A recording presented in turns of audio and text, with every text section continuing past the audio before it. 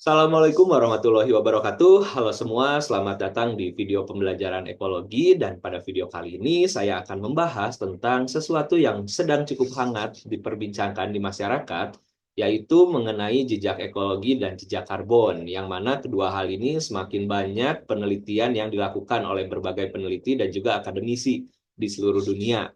Nah, tapi sebelum kita membahas lebih jauh tentang apa itu jejak ekologi dan jejak karbon, saya ingin sedikit review dulu ya.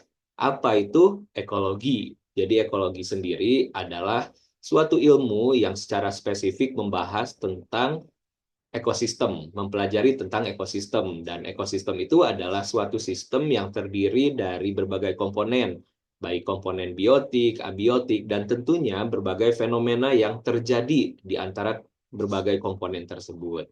Sementara itu, karbon, mungkin kalian sudah sering dengar ya, karbon ini adalah salah satu elemen kimia yang termasuk salah satu yang paling penting dan jumlahnya paling melimpah di planet bumi.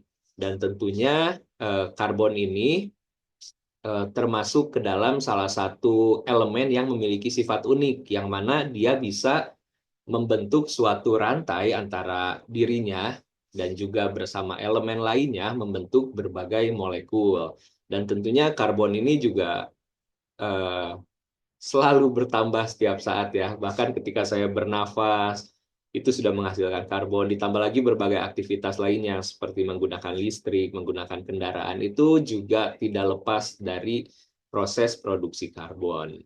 Dan kita pada video kali ini akan membahas apa yang dimaksud dengan jejak ekologi atau dalam bahasa Inggris adalah ecological footprint dan jejak karbon atau carbon footprint.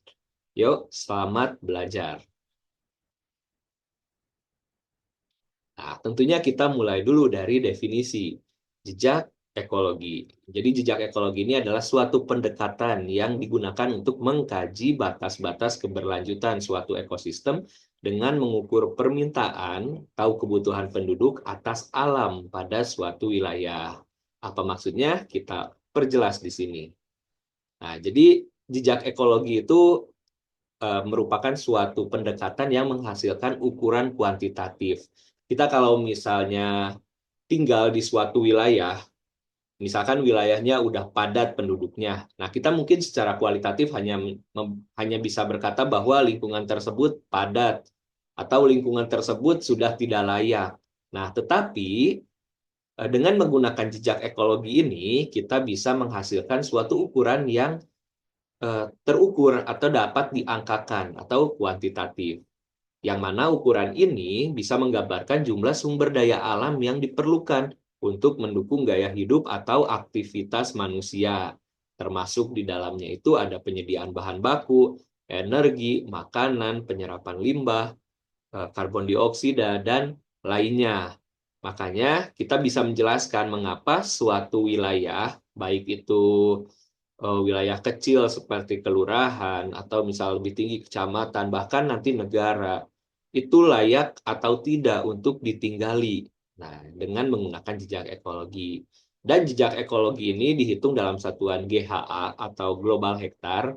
Jadi hal ini memungkinkan perbandingan lintas wilayah atau negara. Jadi kan kalau misalkan perbatasan negara itu adalah konsep yang dibuat oleh manusia. Tapi sebetulnya ya bumi itu adalah bumi, daratan, lautan, dan lain-lainnya itu adalah satu kesatuan di planet. Nah, dengan menggunakan jejak ekologi ini, semuanya dihitung dalam satuan global hektar. Jadi nanti ada faktor ekuivalensinya. Oke, kita lanjut. Nah, apa saja yang menjadi komponen dalam perhitungan jejak ekologi? Tentunya eh, ada berbagai aktivitas manusia, termasuk di dalamnya pertanian, hutan, lautan, pemukiman, atau pemukiman ini lebih umum juga dimaksud apa ya? Disebut dengan built up land atau lahan terbangun. Jadi bukan hanya pemukiman tempat tinggal ya, bisa juga aktivitas seperti kantor dan lain-lain itu dimasukkan ke dalam build up environment. Nah, kemudian dari komponen-komponen ini bisa dilihat di sini. Kita lihat di yang gambar ini ilustrasi jejak kaki yang mana jejak kaki ini menggambarkan berbagai komponen yang berbeda, mulai dari perikanan atau aktivitas perikanan, kemudian ada build up land, lahan terbangun, ada peternakan, ada pertanian, ada kemudian eh, jalanan ya atau apa ya, carbon footprint kalau di sini, dan juga ada hutan. Nah, apa maksudnya? Jadi jejak ekologi ini dihitung dari berbagai aktivitas yang telah dilaksanakan ini. Dan untuk apa sih ecological footprint ini pada akhirnya setelah dihitung? Nah, jadi eh, kita bisa menghitung apakah bumi ini sudah, gaya hidup manusia yang ada di bumi saat ini itu sudah em, masih layak atau misalkan terlalu melebihi kapasitas yang ada di bumi. Nah, si kapasitas ini, kapasitas atau daya tampung si planet bumi dalam memenuhi kebutuhan makhluk hidup yang ada di atasnya, yang tinggal di planet tersebut, itu bisa disebut juga dengan ecological footprint. Nah, di sini ada ilustrasi juga yang cukup jelas nih. Nah, pertama itu 1968. Jadi di tahun 1968 itu di berdasarkan perhitungan ecological footprint, planet bumi itu hanya terpakai 0,9-nya. Jadi masih ada 0,1 untuk bisa ditinggali oleh makhluk hidup. Masih layak lah, masih belum melebihi batas. Nah, tetapi ketika tahun 1993, ecological footprint-nya itu eh, menunjukkan angka bahwa dibutuhkan 1,3 planet bumi agar manusia bisa hidup layak. Dan di tahun 2018 itu meningkat jadi 1,7. Artinya dibutuhkan hampir 2 kali lipat planet bumi untuk memenuhi kebutuhan seluruh manusia, needed for human needs. Oke, jadi ini adalah salah satu ilustrasi yang diambil dari GPN atau Global Footprint Network dan juga WWF, World Wildlife Fund. Kemudian juga yang ini ya, jadi ini adalah ilustrasi yang menggambarkan number of Earths needed for human needs. Jumlah planet bumi yang dibutuhkan untuk kebutuhan manusia. Jadi sekarang 2018 aja itu kita udah butuh 1,7 planet bumi agar kita hidup layak. Bayangkan sekarang sudah 7 tahun berlalu, 2025, sudah berapa bumi yang dibutuhkan untuk kebutuhan manusia. Oke, kita lanjut.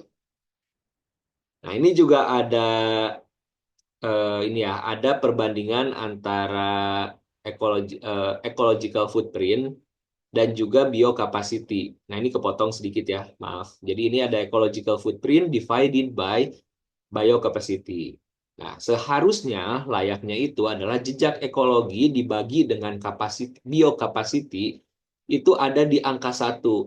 Artinya itu pas kebutuhannya jejak ekologi yang dihasilkan dan biokapasitasnya pas 1/1. Nah, tetapi di tahun 2018 ini, tadi kan ada yang 1,7. Sudah melebihi. Nah, jadi ini adalah jejak ekologi yang dihasilkan dari berbagai aktivitas.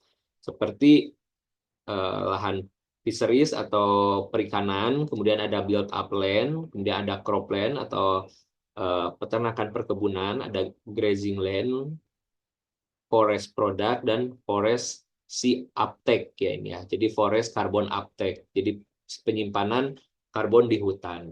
Jadi kalau dijumlahkan semuanya, jejak ekologinya itu sudah ada di angka 1,7. Artinya jika manusia ingin hidup layak, buminya itu harus diperbesar 1,7 beserta sumber daya alamnya. Jadi itu salah satu penyebab mengapa banyak hal yang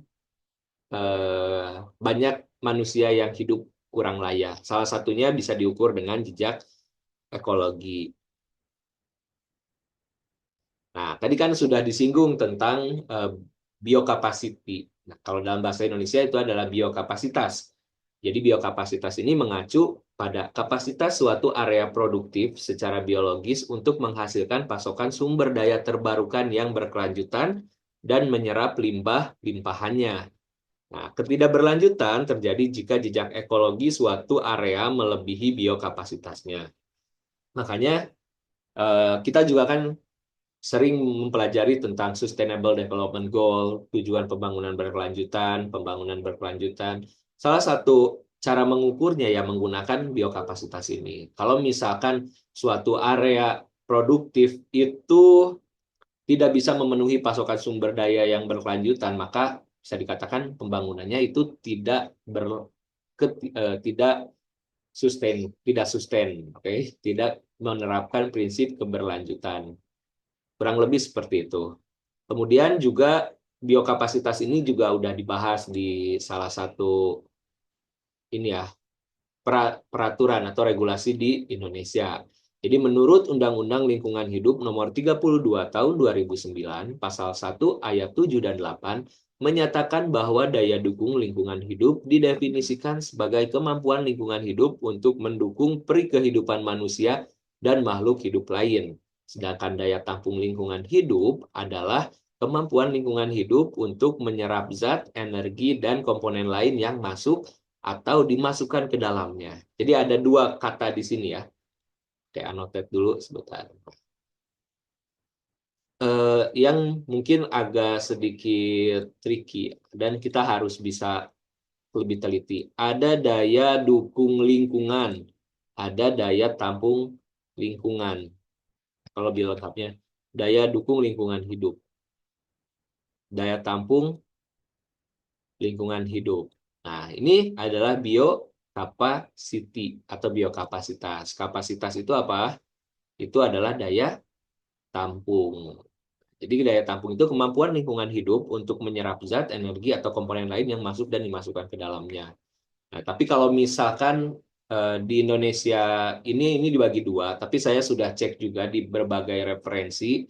Intinya biokapasitas ini bisa dibilang juga keduanya, bisa dibilang juga perlu memiliki kemampuan keduanya, kemampuan untuk mendukung kehidupan manusia dan kehidupan lain, dan kemampuan juga untuk menyerapnya. Itulah kurang lebih ya, jadi perlu diperhatikan hal ini. Kemudian kita lanjut. Nah, ini ada peta yang menunjukkan tentang jejak ekologi. Kita lihat dulu di sini, sorry.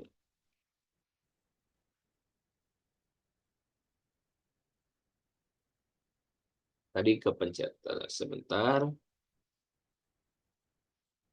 Nah, kita buka dulu ini, ada link, sudah saatnya buka link.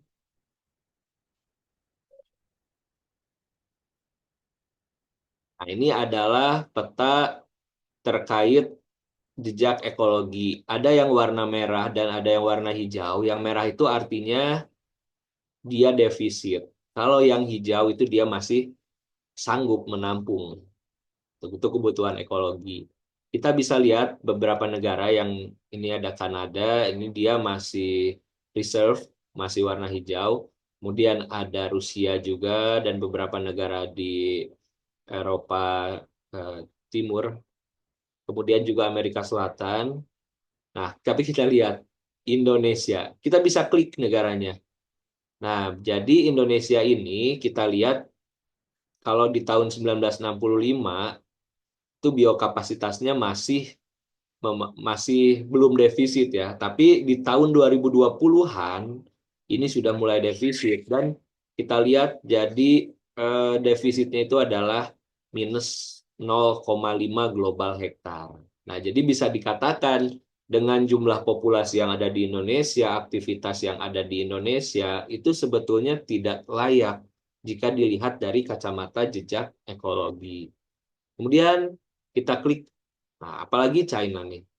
China ini juga sampai 1,8 bahkan minusnya defisitnya.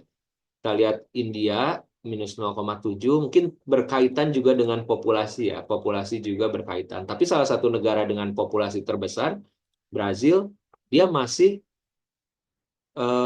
reserve ya, masih belum defisit, masih bahkan menunjukkan hasil yang sangat tinggi. Itu bisa jadi juga karena kemampuan Brazil dan juga jumlah hutan yang dimiliki oleh Brazil ya. Ya Amerika Selatan cenderung masih reserve. Kita bisa lihat juga untuk totalnya ya, total ecological footprint. Kalau tadi kan itu sudah dibagi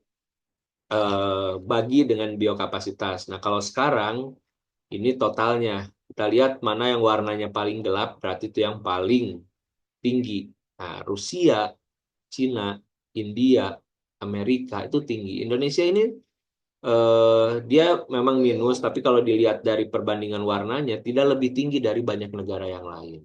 Itu artinya kayak misalkan Rusia nih tinggi, tapi dia warnanya masih hijau, masih reserve, berarti itu alamnya masih mendukung, biokapasitasnya masih ada. Nah, ini juga ada ecological footprint per person, jadi bisa dihitung per manusia. Kebutuhan ada total biokapasitasnya dan ada biokapasitas per person. Oke, nah itu adalah peta yang bisa kalian pelajari nanti ya. Jadi ada webnya itu data.footprintnetwork.org. Oke, mari sekarang kita lanjut. Nah, untuk menghitung jejak ekologi, itu kita bisa menggunakan berbagai website. Nah, yang pertama ini ada footprintcalculator.org. Nah, jadi ini untuk menghitung berapa banyak bumi yang dibutuhkan jika setiap orang memiliki gaya hidup kita. Kayak gitu ya. Find out how many planets will be needed if everyone in the world live like you. Oke, kita coba dulu buka.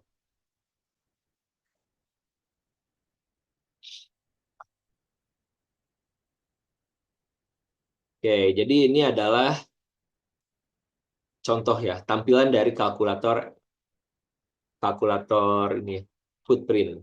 Kita coba dulu apa saja. Jadi ada banyak indikator dan parameter yang bisa kita isi. Nah, ini kan kita lagi pembelajaran ya. Jadi kita isi tapi tidak serius-serius amat. Tidak terlalu menunjukkan agar lebih cepat. Seberapa sering makan produk animal? Nah, ini aja ya. Agak sering saya nih, agak sering. Often, often. Kemudian seberapa banyak makanan yang tidak diproses atau tidak dipackage atau yang tumbuh secara lokal. Oh, misalkan 25%, 26% ya. Tipe rumahnya. Jadi ada tipe rumah juga yang mendeskripsikan rumah duplex. Ini ya. Oke.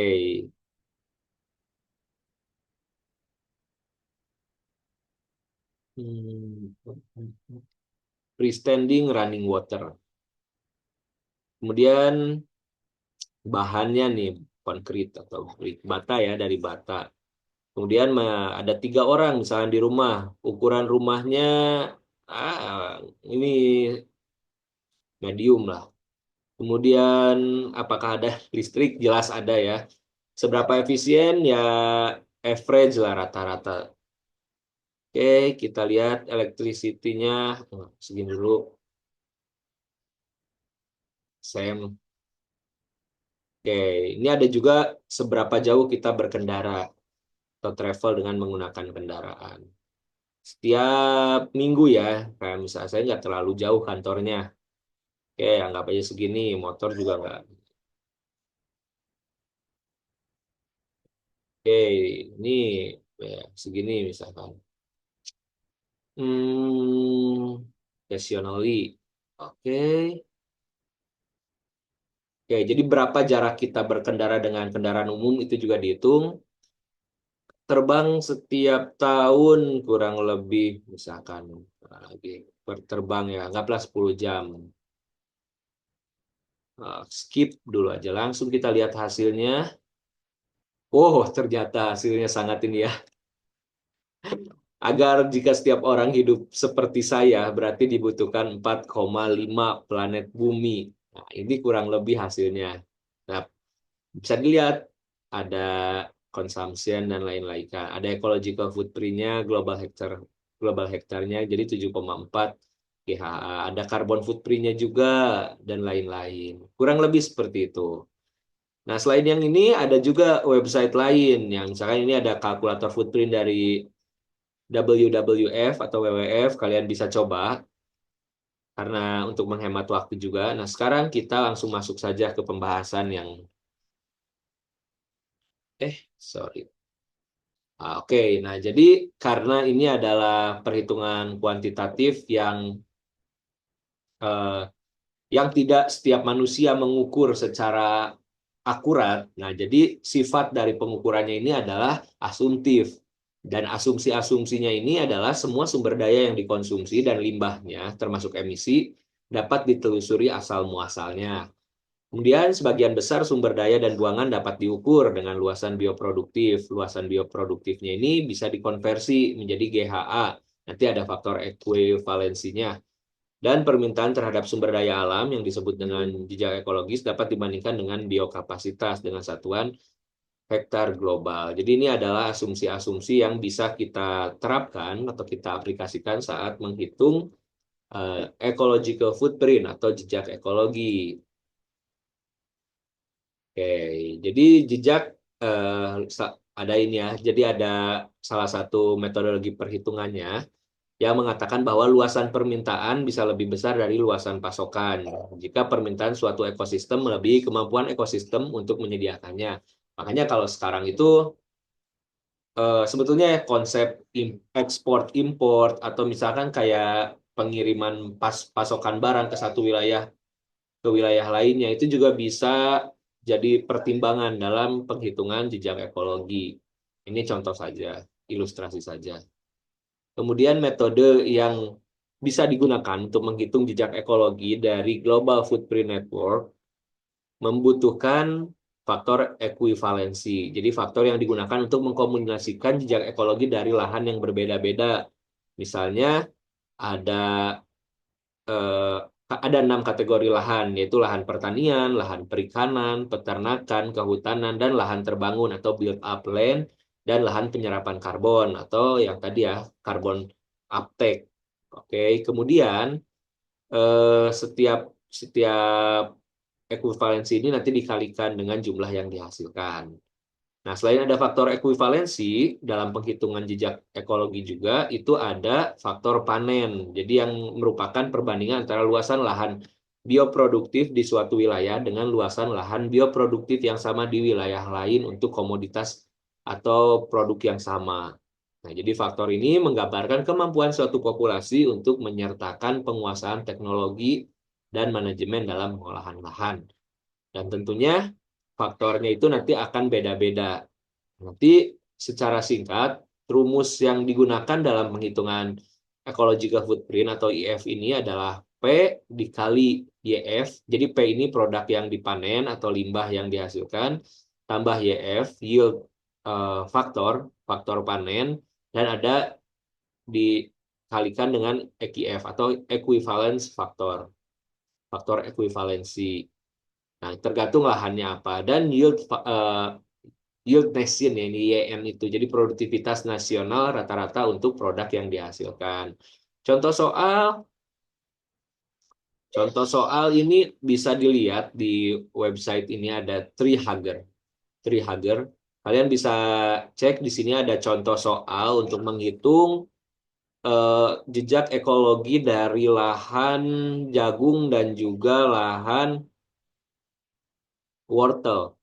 Nanti kalian baca saja di sini.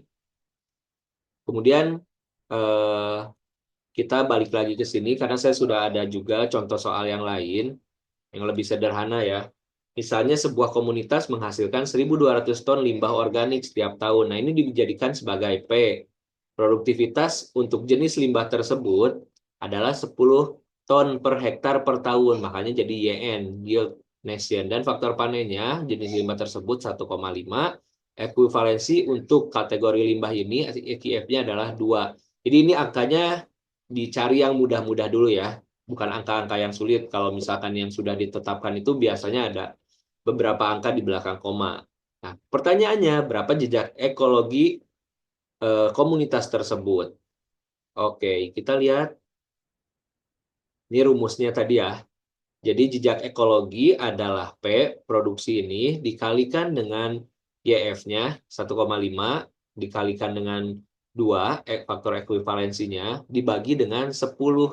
Di 10 ton per hektar per tahun. Jadinya hasilnya 3.600 per 10. Jadi 360 hektar ekuivalen atau global hektar yang tadi GHA. Jadi setelah diekuivalensikan bisa disebut sebagai GHA atau global hektar. Itu ya kurang lebih. Nanti kalian bisa cek yang contoh soal yang lain.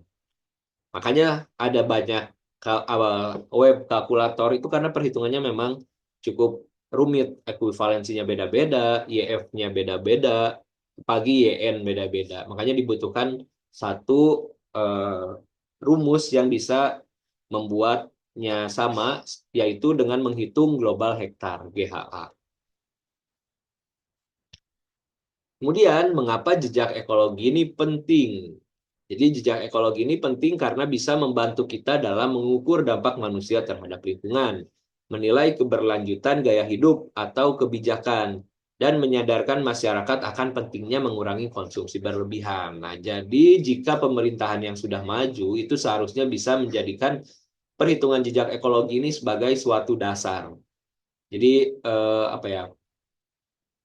Research based policy. Kurang lebih seperti itu ya. Jadi kebijakan berasas atau berdasarkan riset. Jadi kita harus menghitung nih, satu negara menghitung biokapasitasnya udah ada satu negara misalkan udah jelas jejak ekologinya tinggi, sudah jauh perbandingannya dengan biokapasitas, tapi masih membuat program nasional berupa pembukaan lahan, industri, dan lain-lain. Itu jelas tidak akan menurunkan jejak ekologinya, justru akan menaikkan. Itulah pentingnya. Jadi perlu ada orang yang bisa menghitung si jejak ekologi ini. Kurang lebih tentang jejak ekologi ini seperti itu. Mudah-mudahan kalian bisa paham, karena selanjutnya kita akan membahas sedikit tentang jejak karbon. Jadi jejak karbon ini salah satu bagian juga ya dari jejak ekologis. Dan jejak karbon ini banyak juga saya lihat anak-anak teknik lingkungan, mahasiswa S1 ataupun yang sudah S2, penelitiannya itu tentang penghitungan jejak karbon.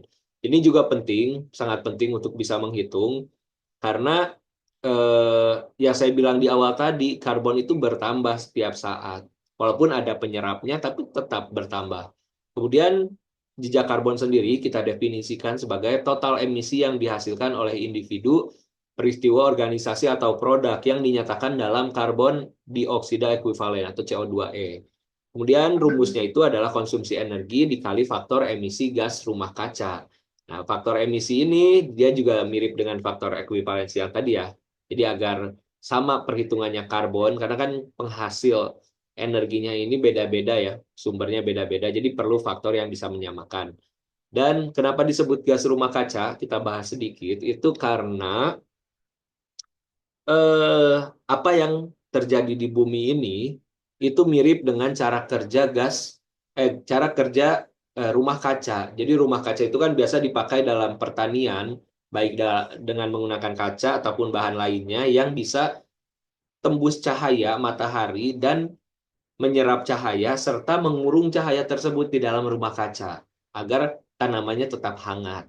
Nah, gas rumah kaca ini disebut demikian karena juga gas tersebut mengendap di bumi ya, tertahan oleh ozon, tidak kemana-mana gitu. Sehingga membuat semakin lama permukaan bumi semakin panas.